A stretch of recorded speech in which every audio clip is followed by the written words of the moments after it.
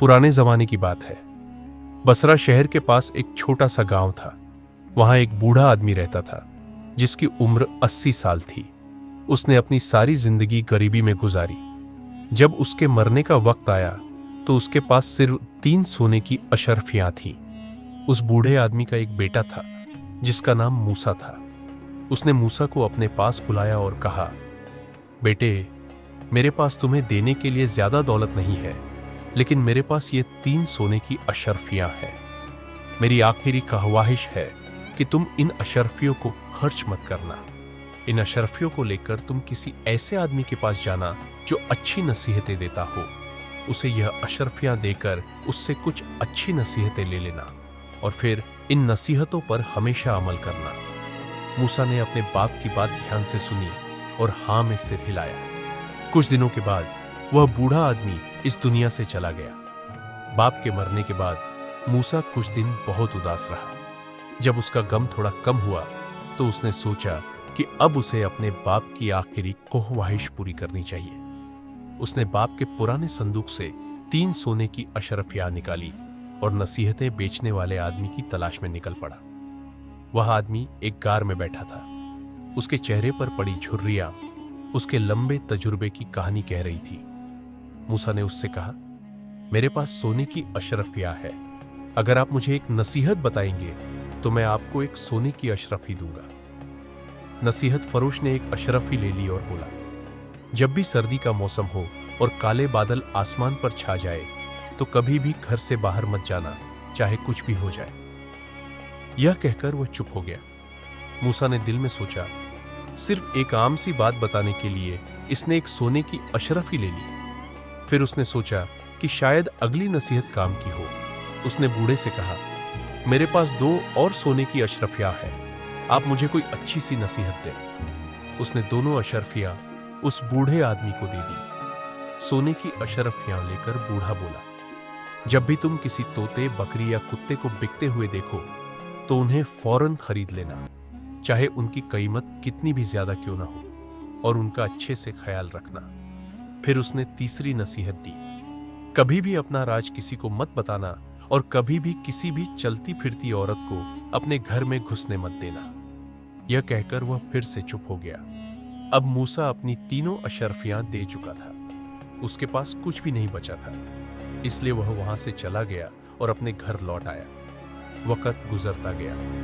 एक दिन मूसा ने अपने दोस्तों के साथ दूसरे शहर जाकर व्यापार करने का फैसला किया।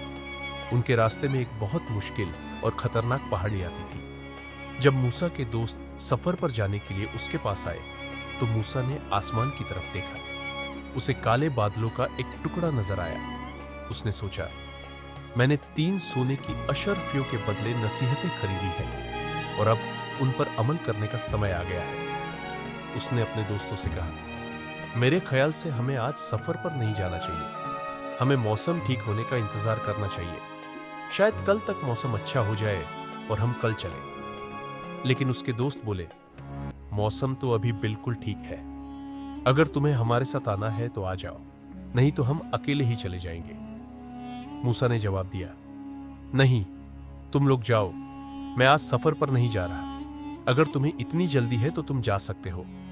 उसके दोस्त उसे डरपोक कहकर मजाक उड़ाने लगे और कहने लगे, अच्छा ठीक है, तुम घर में जाकर चूड़ियां पहन लो।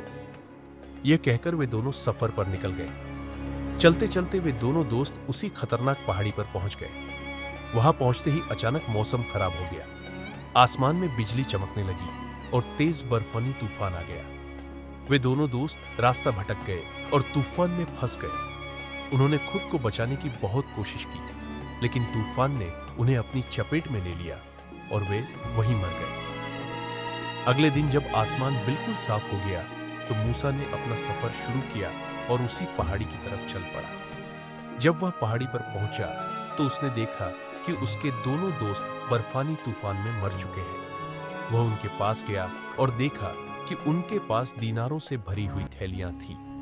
उसने दीनार गिने तो वह पूरे 300 थे। उसने वह पैसा लिया और अपने सफर पर निकल गया। रास्ते में चलते हुए मूसा सोचने लगा कि उस आदमी की पहली नसीहत सही साबित हुई और उसके बहुत काम भी आई। अगर उसने अपने बूढ़े बाप की बात न मानी होती और वह नसीहत न खरीदी होती तो शायद आज वह भी इस तूफान में मर जाता। लेकिन वह न सिर्फ अपनी मंजिल पर सही सलामत पहुंच गया, बल्कि उसे 300 दीनार भी मिल गए, जिनकी कीमत उन 3 सोने की अशरफियों के बराबर थी। बाजार पहुंचकर उसने खूब व्यापार किया और फिर अपने घर वापस आ गया। कुछ दिनों बाद वह बगदाद के बाजार में गया, जहां एक आदमी एक तोता, एक बकरी और एक कुत्ता बेच रहा था। मूसा ने जब यह देखा तो उसे तुरंत उस नसीहत बेचने वाले की दूसरी नसीहत याद आ गई। वह फौरन उस आदमी के पास गया और बोला, भाई, इन तीनों जानवरों की क्या कीमत है? उस आदमी ने कहा, मैं इन तीनों के 300 दीनार लूंगा। बाजार में खड़े लोग यह सुनकर हंसने लगे और कहने लगे, एक तोते, एक बकरी और एक कुत्ते का 300 दीनार? इसी वजह से तुम इतनी देर से यही बैठे हो और कोई तुमसे कुछ नहीं खरीद रहा। यह सुनकर मूसा जल्दी से आगे बढ़ा और 300 दीनार की थैली उस आदमी को देकर तीनों जानवर खरीदकर अपने घर आ गया। घर आकर वह सोचने लगा, अब मैं इनका क्या करूं?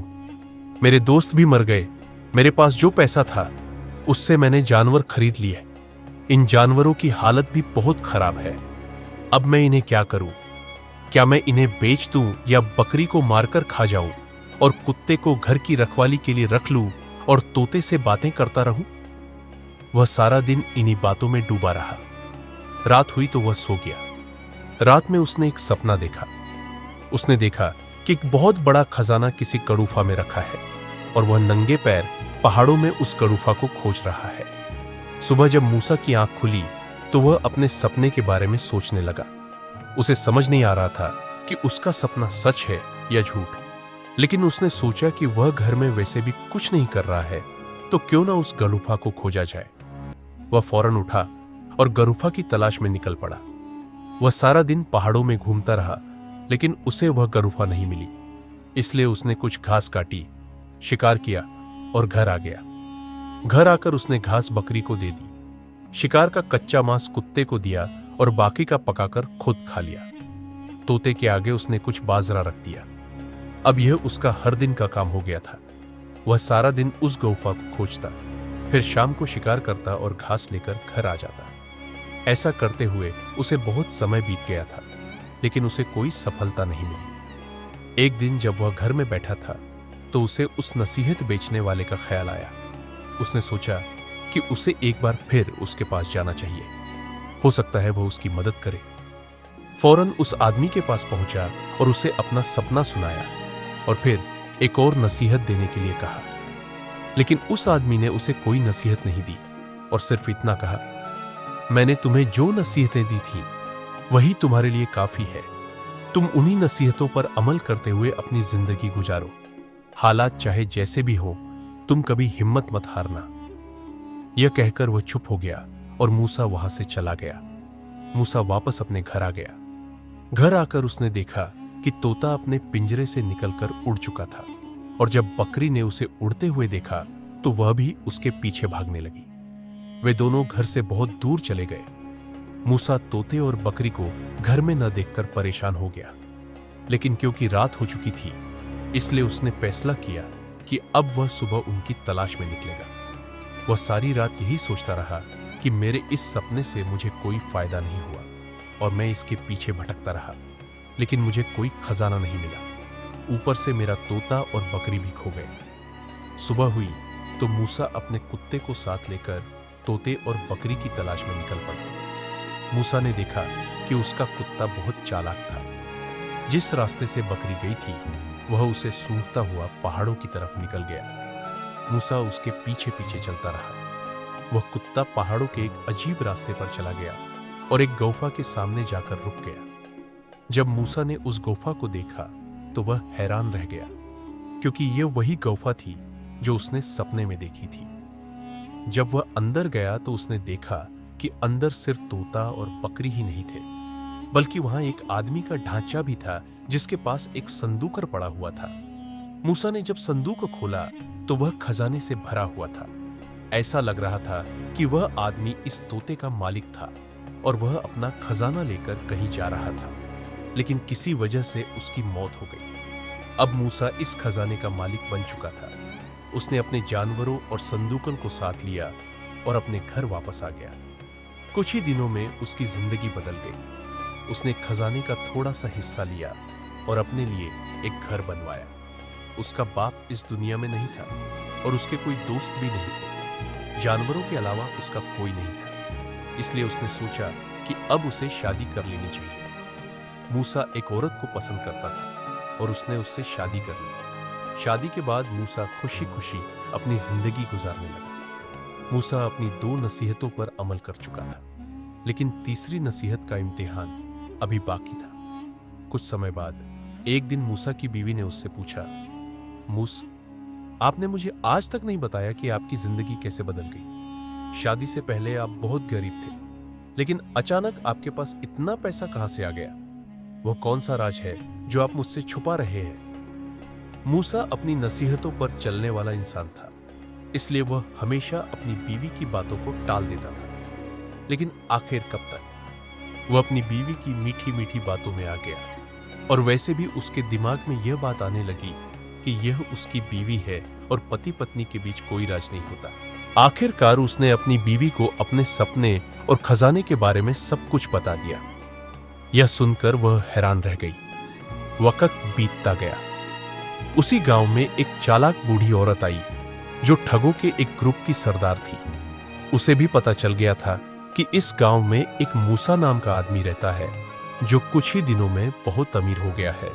उसके पास कोई खजाना है। अब उसकी नजर मूसा की दौलत पर थी। उस चालाक औरत ने एक चाल चली।